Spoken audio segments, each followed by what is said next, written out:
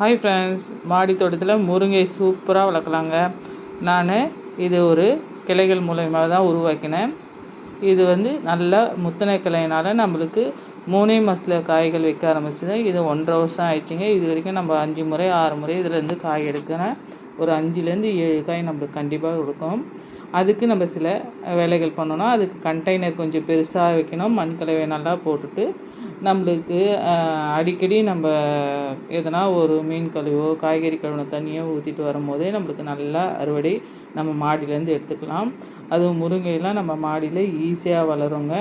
இந்த மாதிரி நீங்கள் நம்ம மாடியிலேருந்து எடுக்கும்போது கீரைகளும் நம்மளுக்கு தேவையான கீரைகள். முருங்கையில் அயன் சத்து ஜாஸ்திங்க. முருங்கை வைத்தவன் வெறுங்கையோடு போவதில்லை என்பதற்கு ஏற்ற மாதிரி நம்ம முருங்கை அவ்வளோ சத்துக்கள் இருக்குது. அதனால் கண்டிப்பாக மாடியில் நம்ம முருங்கை வளர்க்கலாம். கீழே தான் இடம் இல்லைனாலும் நம்ம ஒரு சின்ன கண்டெய்னர்